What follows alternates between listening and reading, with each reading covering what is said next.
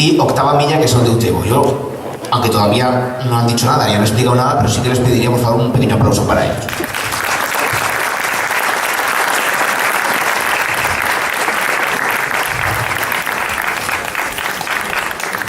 Bueno, lo que vamos a hacer aquí hoy, básicamente, yo voy a hacer una pequeña conferencia muy corta de cómo hacer una pequeña semblanza de cómo era Fons a finales del siglo XV y durante el siglo XVI. No vamos a hablar ni de temas excesivamente políticos, excesivamente económicos, excesivamente sociales, para no convertirlo en algo que pueda ser no aburrido, más duro, pero sí me gusta que jugáramos a... Es que igual soy yo que lo toco, ¿eh?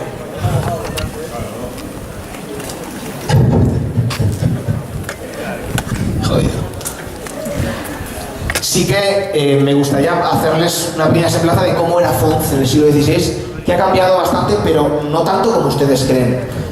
La mayoría de ustedes son hijos de aquí, van a ver cuando empecemos a hablar de las calles, por dónde pasaban las murallas, seguro que van a identificar algunos tramos que todavía siguen en pie, por cierto, aunque los rebozados de las casas los tapen. O sea que las murallas, y si cogemos a vista de dron lo que es el parcelario de Fons desde arriba, se ve perfectamente los entramados, que ahora vamos un poquito a hablar de ellos. Bueno, primero de todo, hay que tener en cuenta una cosa muy curiosa. Y esto es una cosa que seguro que ustedes van a entender. En el año 1086, el rey Sancho Ramírez reconquista esta villa, reconquista Estada. De hecho, hay documentos que cuando una vez que ha conquistado lo que son los castillos de Estada y de Estadilla, una vez conquistada la plaza, el rey escribe documentos desde allí, por eso sabemos que en la fecha en la que ya estaba conquistada, aparte de que las crónicas dicen cuándo fueron reconquistadas, esas localidades. También fue Peralta, y en Calasanz hubo un asedio que duró muchos meses. De hecho, todavía siguen apareciendo monedas de la época de Pedro I en la zona alrededor del castillo de Calasanz. Las fuentes son muy claras de cuándo se reconquista el territorio: 1086, 1087, y luego en 1089 cae la plaza de Monzón. Hay que tener en cuenta que todo lo que es la zona del Cinca es una zona bastante estratégica, porque los reyes utilizaban los ríos, al igual que ahora los navanteros, para bajar todo lo que necesitaban para mantener los asedios en el tiempo. Sin embargo, no hay ni una noticia de Fons. Ninguna. La primera noticia de Fons la tenemos que encontrar 150 años después, ya en el siglo XIII, y es una donación hacia, bueno, si han leído ustedes el libro de Martínez París, una donación que aparece al Cabildo de Roda, pero antes nada dice de Fons, como si no existiera. Algunos hemos querido ver algunos restos romanos en algunos espacios de Fons, restos musulmanes. Quizás existía algo probablemente en época romana, en época musulmana, pero el Fons que conocemos no tenemos noticias de que existiera. De hecho, si hubiera existido una localidad, digamos, un espacio amurallado, con la forza, con un castillo, pues seguramente aparecerían las crónicas, y seguramente también tendríamos noticia de ello, de que Sancho Ramírez lo hubiera tratado de conquistar, sobre todo porque conquistar un castillo, una fortaleza, como es todo el entorno de la calle La Forza, es mucho más complicado que conquistar espacios como, por ejemplo, el castillo de Estadilla, que estaba más bajo y más accesible. De modo que esto nos da que pensar si realmente, primero de todo, dos cosas. Una, es posible que la documentación al respecto haya desaparecido, lo cual es raro, que no haya ninguna mención de Fons en el siglo XI. O la segunda, y que es probablemente la hipótesis quizás más lógica, es que Fons comenzará a amurallarse y a fortificarse a partir del control del Cinca. Es decir, una vez que se conquista Calasanz y se baja hacia Monzón, ese territorio lo que se hace es se amuralla y se fortifica, porque si nosotros nos colocamos en la calle La Forza y miramos adelante, ¿qué vemos? Han subido muchas veces, ¿no? ¿Qué es lo que vemos? Básicamente, lo que vemos es un espacio amplísimo que podemos ver toda la vega del Cinca e incluso el castillo de Monzón, e incluso hay quien dice que cuando el cielo está muy muy claro se ven los molinos que hay en Flix y en Ascó, en Flix, ¿de acuerdo? Esto hay gente que lo ha visto, es decir, estamos hablando de que hay una vista muy amplia. Totalmente seguro que aquí un castillo, lo más seguro y probable es que tuvo que haber un asedio muy importante para poder conquistarlo, pero si no tenemos ninguna noticia de ello, es que probablemente no había ningún castillo, y que ese castillo se creó seguramente a partir del siglo XI para poder controlar toda la vega del Cinca. Esto es una hipótesis que parece evidente. Si hubiera un castillo musulmán no tendría ningún sentido que estuviera controlando a su espalda. Lo que tendría que tener sentido es que estuviera controlando la parte de arriba, que es por donde viene el enemigo. Sin embargo, se hace un castillo que controla toda la vega hacia el sur, de modo que lo que hacía este castillo era controlar el espacio que hay abajo donde estaba el enemigo. Por eso tendría sentido de que fuera levantado por Sancho Ramírez. Bien, Esto sucede en el siglo XI. Básicamente lo que tenemos constancia es que en el siglo XI y el siglo XII el Font primigenio tenía una muralla que circundaba todo lo que es la calle de la iglesia, que tenemos aquí detrás, y la calle La Forza, y que era un recinto amurallado inexpugnable, y que realmente la muralla la tienen ustedes a su espalda. Es decir, la primera muralla primigenia recorrería todo el espacio. Una de las entradas sería el portal de Codera, y luego recorrería lo que sería todas las bodegas que hay en la calle Amargura, cerrando en Casa de Coronas hasta, no sé si el recorrido lo han hecho ustedes mentalmente. Ese sería el primer espacio, recinto amurallado, que probablemente ya surgió en el siglo XI y en el siglo XII. Sin embargo, a partir del siglo XII, las localidades, los pueblos, las ciudades medievales se expanden. El comercio, sobre todo, entre otras cosas, y la prosperidad, porque la guerra ya no estaba aquí, sino que estaba cientos de kilómetros más abajo, pues hacen que aparezcan lo que se denominan arrabales. Los arrabales son espacios, barrios, extramuros, casas que se construyen fuera de la muralla. Aquí aparece, por ejemplo, se sabe que aparece el barrio de Soldevilla, que es todo el espacio en la calle Alfós, en la calle Cuchillería, etc. Todo ese espacio, si ustedes pueden ver aquí delante, no sé si se ve bien, esto es lo que es la estructura de las murallas en el tiempo. El primer espacio sería el espacio primigenio, que es la Forza, es decir, el castillo que estaría en la calle La Forza, y luego iría creciendo. Este espacio alrededor es el del que yo les hablo. Es un espacio que cogería todo lo que es la actual, básicamente, plaza. Sería el espacio primigenio. Aparecieron, como digo, otros barrios alrededor, pero llega un momento que, por cuestiones obvias, quizás vivía más gente fuera que dentro de la muralla, aparece un nuevo cinturón de muralla, que seguramente 200 años después, aproximadamente, quizás en el siglo XIII. Ese cinturón de muralla todavía persiste. Ese cinturón de muralla lo tenemos a mi espalda. Y el huerto, todo lo que es el huerto del médico, ese muro que tenemos ahí es otro cinturón de muralla. En el actual ayuntamiento iría ese cinturón de muralla, la calzada que está al lado del Barcalú sería ese cinturón de muralla, y uno de los accesos sería el portal de Cebetas. Así continuaríamos, ¿no? Todavía quedan restos de esta muralla, ¿eh? Lo que pasa es que la maleza no los deja ver. Si ustedes se van a la calle Amargura, la calle Argensola, todo lo que se ha hecho nuevo ahora, ese jardín que ahora es todo ese espacio que se ha hecho obra allí, si ustedes miran abajo, hay algunos contrafuertes. Contrafuertes son unos elementos que lo que hacen era proteger o sostener la muralla, que están cubiertos completamente. Hay un barranco ahí, hay una caída, hay todo hierba, pero si quitamos la hierba ya aparece la muralla. De hecho, si ustedes van ahora, cuando quieran, lo pueden ver. Hay uno justo a la derecha, un contrafuerte de piedra, y otro a la izquierda que está cubierto de maleza, pero que todavía queda la muralla. Esa es la muralla, digamos, la que, en este caso,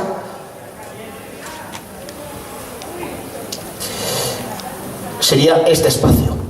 Bien, esto sería el font de la Edad Media, siglo XIII-XIV. Pero en el siglo XV vuelve a expandirse de nuevo la localidad. Esto es muy común, muy común en las localidades del Alto Aragón, de que a partir del siglo XIII se expandan y a partir del siglo XV sigan creciendo.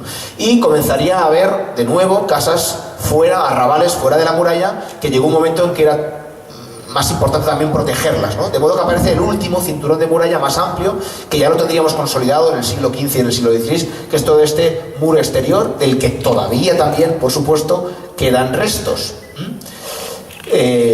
Para que se hagan una idea, es el espacio que va básicamente por donde estaba la antigua cooperativa de aceite, todo ese espacio que circunda los esquioces, y luego llega aproximadamente a donde está la Casa Moner, la calle de los Palleros. Todo eso es la muralla, los Palleros, la plana, lo que es la era del Fiscal, y sube hacia arriba, justo donde está el centro cívico, ese espacio que todavía hasta hace poco quedaba el amurallamiento, y luego subiría y uniría prácticamente allí. Ese espacio de muralla es el que ya se queda fijo, es decir, toda la calle San Blas, esto todo queda dentro, incluido. Es el casco antiguo de Fonz. Bien, ya tendríamos el Fonz del siglo XVI, una urbe nada pequeña para lo que era la época, pero curiosamente se da una cosa bastante interesante, y es que ustedes se fijan que si empezamos a ver cada uno de los tramos de muralla, casi todos coinciden en que hay una casa solariega por donde un día hubo muralla. Es decir, tenemos en el segundo cinturón de muralla el ayuntamiento, tenemos la Casa Carpi, todos construidos o erigidos donde un día hubo muralla y donde seguramente alguno de sus principales muros se alimentó de esta muralla primigenia. Pero no solo eso, si nos vamos también a lo que sería el espacio, el recinto amurallado más reciente, pues tenemos, por ejemplo, el Palacio Valdolivos también se levantó sobre ese cinturón de muralla y todos. Esto era muy común, porque cuando los señores feudales, cuando daban feudos o daban territorios dentro de un espacio amurallado, a los infanzones y a la pequeña nobleza les daban siempre territorios de muralla, donde podían construir al albur de esa muralla. Fundamentalmente esto lo hacían para que en el caso de que fuera atacado, esos infanzones defendieran su parte de la muralla, de modo que también de algún modo pusieran el hombro para proteger lo que es todo el recinto amurallado. Y de ahí salieron todos estos palacios renacentistas que luego crecieron ya cuando la muralla desapareció o quedó embebida en lo que son los muros. Bien, así era el Font del siglo XVI. Font, una localidad que yo creo que quizás habría que felicitarse, porque no sabemos por qué, pero en el siglo XVI se convirtió en una especie de Marbella del interior, en la que no solo había pequeña nobleza y varones infanzones que vivían aquí, tenían su abolengo en lo que es la localidad, sino que muchos otros venían a veranear. Que el obispo de Lérida, que era el señor natural de todas estas tierras, de todo lo que es el señorío y el obispado, eligiera Fonz para venir a veranear, pues nos dice que algo había en Fonz. Generalmente ahora cuando vamos a la playa la gente tiene un piso en Cambrils, o en Salou, ¿verdad? ¿Por qué? Pues porque hay playa, o porque, yo qué sé, porque hace más calor, o porque hay más guiris, lo que sea. Todo el mundo compra pisos en Salou, Sin embargo, en el siglo XVI parece ser que irse a veranear entre la jet set aragonesa y catalana, pues estaba entre esas localidades que se llevaban la palma. Una de ellas era Fonz. No sabemos por qué. Hay quien dice que hasta hace poco las aguas de Fonz eran medicinales. ¿Han oído ustedes hablar de esto? Sí, ¿no? Como que incluso el abuelo de mi mujer a mí me dijo un día, antes de que muriera, me dijo que cuando él era joven le dijo un médico de Barcelona que se fuera a Fonz y toda esa zona y que respirara el aire de Fonz, que se curaría. Dijo, joder, dije yo, qué maravilla, Algo debe tener el aire de Fonz. La cuestión es que por alguna razón venir a veranear aquí y pasar una temporada, quizás por el agua, quizás por el aire o por otras razones, la verdad es que se puso muy de moda en el siglo XVI. Nos encontramos una pequeña localidad que tiene las calles, evidentemente había pues gente que mal vivía o que tenía pocos recursos, y otros que, muchos de ellos que tenían los grandes recursos y que además eran los brazos fuertes que dominaban lo que es el territorio. Pero esto desde el punto de vista local, ¿Pero qué sucedía alrededor de Fonz durante el siglo XVI? Bueno, pues el siglo XVI es un siglo que para la historiografía hispana ha pasado a la historia como un siglo de prosperidad, un siglo en el que mucha de la identidad nacional se basa.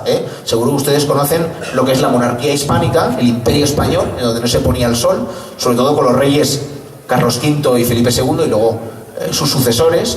Ellos forjaron un imperio. Hay que tener en cuenta que el concepto de Estado, el concepto de España, el concepto de nación no existía como lo entendemos. Los territorios, es decir, la península ibérica, la corona de Castilla, la corona de Aragón, Flandes, Nápoles, eran territorios privativos del rey. Es decir, estamos hablando del antiguo régimen y eran territorios que pertenecían al rey. Esto no quiere decir que un castellano y un aragonés fueran extranjeros, como lo podemos ser ahora un español y un francés. Siempre hubo un pensamiento de unidad peninsular, de pertenencia, nuestras lenguas eran más parecidas, etc. Pero en realidad alguien que vivía en Cofita pues tenía que ver lo mismo que uno de Vigo que uno que vivía en Toulouse, ¿no? De alguna manera. Es decir, ese concepto de yo soy español ese concepto es muy posterior. Estamos hablando del siglo XIX, siglo XVIII, siglo XIX. Pero sí que había una conciencia de pertenecer a unos territorios que tenían un señor natural, que era, en este caso, el rey, el emperador, ¿no? Felipe II. Bien, Felipe II, todos los territorios que no se ven muy bien, pero voy a tratar de señalarlos.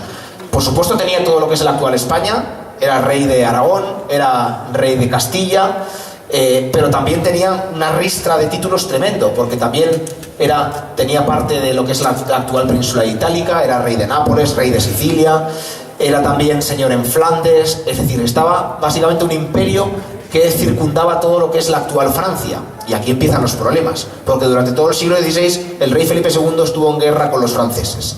Estuvo en guerra, literalmente. Y es aquí, en esta historia, digamos, europea, donde Fonz empieza, de algún modo, a tener sentido. ¿Por qué?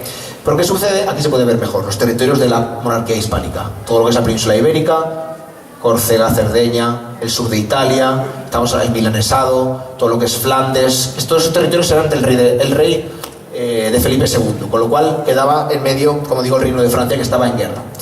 En esto, que aparece un territorio que sería un territorio más de la monarquía hispánica, de tantos que había, pero que empieza a tener una importancia geoestratégica bastante notable. Este territorio que ustedes, si le pongo, esto es un mapa del siglo XVIII, pues no lo van a reconocer, pero si les pongo... Bueno, se lo pondré luego, ¿no?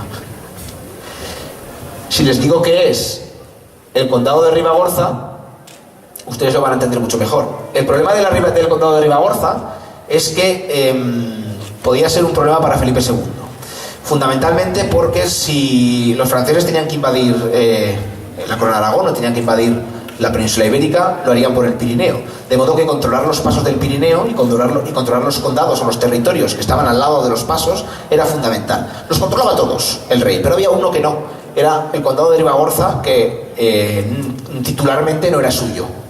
Era del conde de Ribagorza, que también era duque de Denia, entre otros territorios. Claro, el conde de Ribagorza era vasallo de Felipe II, sin embargo, tenía un problema bastante grave, y es que los ribagorzanos no lo querían. No querían al conde. Por lo general había un pleito que llevaba ya 50 años y una parte del condado estaba a favor del conde y la otra parte estaba a favor del rey. Lo que le pedían los que no eran partidarios del conde, lo que le pedían al rey era que intercediese para que el condado de Ribagorza pasase a titularidad estatal. Es decir, no estatal, sino a titularidad real. ¿Por qué lo hacían fundamentalmente? Pues una cuestión obvia. El conde de Ribagorza les freía impuestos o tributos, y sabían que el rey, aunque también los iba a freír, pero era menor lo que tendrían que pagar.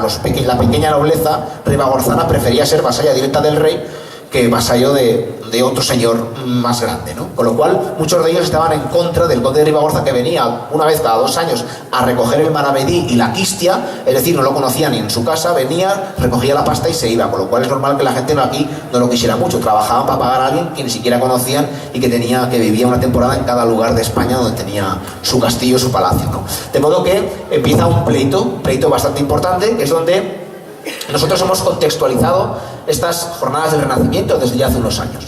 Aún así, no sé si se puede leer, no lo leo ni yo, no llevo los lentes. En realidad, este pleito gira en torno a 2 más. Es decir, si este ya no es un problema para el rey o para los ribagorzanos, pues había 2 más. El otro es, no sé si puede leerse, el pleito del virrey extranjero. Esto es un problema tremendo, pues porque los fueros de Aragón, cuando llega Felipe II, él dice, vamos a ver, en mis territorios, es decir, de donde yo procedo, del emperador Maximiliano, es decir, el imperio germano y tal, pues allí hay unas leyes y las cumplen todos. Sin embargo, llego a la península ibérica y aquí hay leyes para cada sitio. En la Corona de Aragón tengo unas leyes, pero no solo eso, que en la Corona de Aragón el Reino de Valencia se rige por los fueros de Valencia, el Principado de Cataluña se rige por los usaches, el Reino de Aragón por los fueros de Aragón. Si me voy a Castilla, otro tanto. Entonces esto es una locura. Aquí hay 4 gatos y cada uno se rige, no sé, no hemos cambiado nada, debe ser. Cada uno se rige por un sistema foral, ¿no? Y se volvía loco realmente, ¿no? Es decir, lo que quería hacer era centralizar todo para de una manera gobernar de una manera más sencilla, más tal, pero eso era imposible, porque los fueros ya existían antes de que él hubiera nacido. De modo que cuando llega aquí hay unos fueros con los que se encuentra y se da cuenta que él no puede ni legislar ni gobernar a su satisfacción. Tiene que estar de alguna manera a favor o estar en acuerdo con lo que dicen las cortes de cada territorio. Una de las cosas que dicen las cortes es que cuando el rey no esté en la Corona de Aragón o en el Reino de Aragón, tiene que designar un virrey, que puede ser alguien de la familia real, alguien que él designe, pero que esté aquí cercano a los aragoneses. Y en los fueros dicen que ese virrey tiene que ser aragonés. Entonces el rey dice, bueno, pues yo designo un virrey que será el conde de Sástago o el conde de tal, un señor natural que haya nacido de los aragoneses para que esté en contacto con ellos. ¿Qué pasa? Pues que el rey Felipe II empieza a darse cuenta que cuando nombra virreyes aragoneses, pues lo que está a punto de alentar es una guerra civil, porque el virrey aragonés que nombra no se lleva bien con la otra mitad de los nobles. De manera que, nombre al que nombre, siempre hay unos nobles que van a tener más prebendas que otros. Con lo cual, dice, hasta aquí hemos llegado. Lo nombro yo castellano, que no conozca a nadie, y hay una persona neutral. Entonces los aragoneses se revuelven completamente y le exigen que vuelva a nombrar. Esto casi lleva a una guerra civil. Esto estaba sucediendo en el siglo XVI, al margen de todo lo que os he contado antes. Pero había más cosas. Las alteraciones de 1591. Esto es un problema bastante grave. Esto es un problema, es el único momento en que el rey Felipe II decide armar un ejército de 3.000 hombres al mando de un capitán general y lo envía a Zaragoza directamente a justiciar a una serie de nobles que habían convencido al justicia, que era Juan de Lanuza, le habían manipulado, porque era un chaval joven, para que estuviera a favor de los aragoneses. Los aragoneses habían presentado batalla en Épila, el rey los aplastó, y cuando llega a Zaragoza, como medida de escarnio para que nadie más se vuelva a rebelar, lo que hace es cortarle la cabeza públicamente al Justicia de Aragón en 1591, que es Juan de Lanuza. Bien, esto generó un estrés tremendo en todo el reino, y de algún modo salieron muchos partidarios de ir en contra del rey, ¿no?, que había hecho contrafuero matando, digamos, que al exponente de la foralidad aragonesa, como era el Justicia de Aragón. Y todo esto se viene a juntar a lo que sucedía en Ribagorza, de modo que el rey, que era muchas cosas, pero tonto no, decide cortar por lo sano. Llama al conde de Ribagorza, lo manda a llamar, y cuando llega él a la corte a Madrid, directamente no lo hace rehén, pero dice: aquí no va a salir hasta que no tengamos una solución. De manera que le ofrece 40.000 marcos de plata y tierras en el reino de Valencia a cambio de que le devuelva el condado de Ribagorza. Y él acepta. El condado de Ribagorza pasa a manos del rey, y lo que sería todo el pleito, que llevaba 50 años, termina. Ahora bien, termina, pero el rey había arrasado previamente el castillo de Benasque, y entre otros muchos castillos, y además decide construir una línea fortificada en todo el Alto Aragón, que gracias a esa línea fortificada ahora recibimos mucho turismo, por cierto, porque uno de los dos castillos más importantes de esa línea fortificada son la ciudadela de Jaca y el castillo de Ainsa, con lo cual si esta conferencia la hago en Ainsa, todos serían: ya está bien, ya Felipe II ya hizo lo que tenía que hacer, ya que nos construyó un castillo muy majo, y en Jaca lo mismo. La cuestión es que toda esa línea fortificada pues la construye sobre todo para, ahora sí que ya es dueño del condado, puede, y prácticamente de todo el Alto Aragón, puede de algún modo controlar todo lo que es las entradas por lo que es el Pirineo.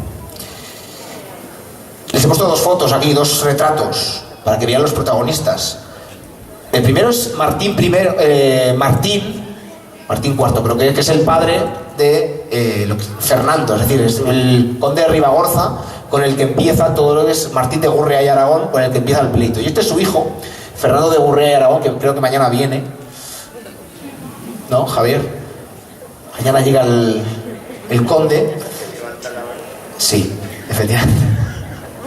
Sí, se levanta y llega la hora. El conde, mañana, por la mañana, tenemos un pequeño acto en el que el conde llega, pues un poco a reclamar el maravedí, a reclamar lo que serían los impuestos, el impuesto principal, entre otros. Ese conde que no venía nunca a las tierras de la Ribagorza, una vez cada 2 años cuando le daba, pues mañana viene a Font a reclamar ese maravedí. De alguna manera lo que hacemos es dar a conocer la figura de lo que es el señor natural de Ribagorza, en este caso Fernando de Gurrea y Aragón, y de explicar un poco cómo era en el siglo XVI lo que es la política y la sociedad de la Ribagorza. Bien, este es el actual condado de Ribagorza, la actual comarca, que básicamente se corresponde con lo que es los límites del condado. Bueno, una vez explicado esto, lo que queríamos era de alguna manera contextualizar un poco para que ustedes vieran cómo era el pueblo de Font en el siglo XVI y a finales del siglo XV, y sobre todo también un poco cuáles eran las turbulencias políticas y militares en las que estaba insertas la localidad. Entonces ustedes me preguntaban, bueno, ¿y Font qué tuvo que ver en todo esto? La documentación que tenemos no es que sea ambigua, es que lo que nos muestra es que Font se mantuvo neutral. Hay que tener en cuenta que Font tenía, de algún modo, bastante motivos por los que no estar en contra del conde, porque habían firmado un pacto con Martín, con el padre de Fernando de Gurrea y Aragón, con el anterior conde. Habían firmado un pacto por el que los foncenses eran prestatarios, dejaban dinero, lo que se llamaban censales, a otros territorios que también formaban parte del patrimonio del conde.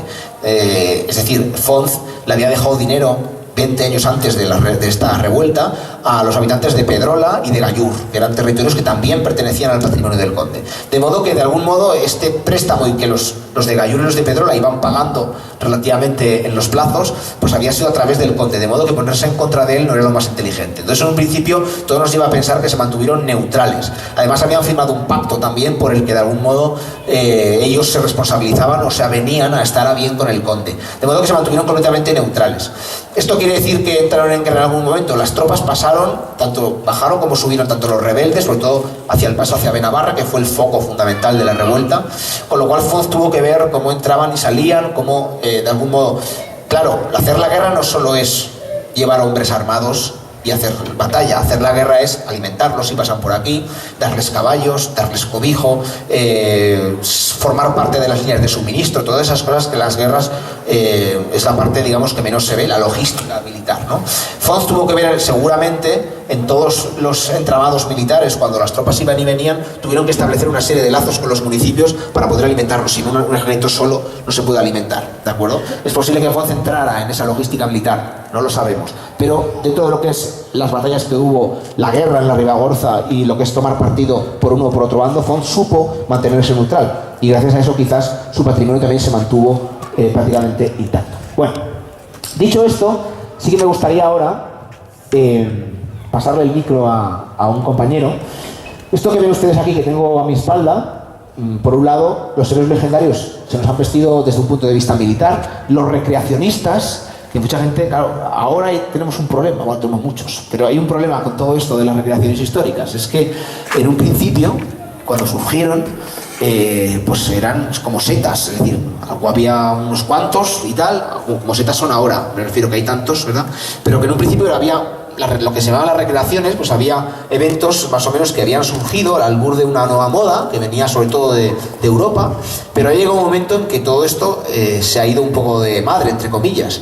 Las fiestas históricas, las recreaciones históricas, no solo en Aragón, sino en toda España, son una industria cultural que mueve cantidades ingentes de dinero, que ya las querrían otras industrias culturales, como por ejemplo la editorial. Y esto que les digo es en serio, ¿eh? Es decir, estamos hablando de que este tipo de eventos, claro, generalmente suelen surgir desde las entidades públicas, que son las que patrocinan o son las que organizan o son las que tutelan, no siempre, pero en la mayoría de los casos, y muchas veces, por lo general, el impacto que tiene en el territorio se suele multiplicar por varias, es decir, por 3, 4, 5, incluso 10 veces según donde se haga. De modo que es la manera de estimular la economía, sobre todo del sector servicios. Esto quiere decir que han crecido. Ahora toda localidad sabe que si invierte 15.000, 20.000 euros en un evento de recreación, pues el impacto económico en el territorio se multiplica por 3, de modo que es una manera de dinamizar, ¿no?, la economía local y comarcal. Bien, esto llega a un punto que han salido tantos eventos que a todo lo llamamos recreaciones, y todo no son recreaciones. Hay cosas que son mercados medievales, fiestas históricas, etc. Y ahí está, digamos, una parte que forma, digamos, es uno de los pilares de todo ese tipo de proyectos, son los recreacionistas, que no nos suelen querer mucho porque somos demasiado puristas. Es decir, tenemos una especie de manía, y es tratar de ir de punta en blanco, como se iba entonces. Por eso siempre yo digo que hacer recreaciones históricas, como decía Hemingway de la literatura, es como un iceberg. Solo se ve la punta, pero tú estás sumergido todas las horas de investigar, de estudio, de coser. Esta tela no me la pongas porque la mitad es de poliéster, esto nada, es decir, que sean tejidos naturales. Estos colores no los llevaría una clase poco adinerada, es decir, no me pongas el rojo en alguien pobre porque no se puede teñir, en el siglo XVI no se podía teñir. Una serie de cosas que a la mayoría de la gente ustedes dirán, qué malo hará, ¿sabes?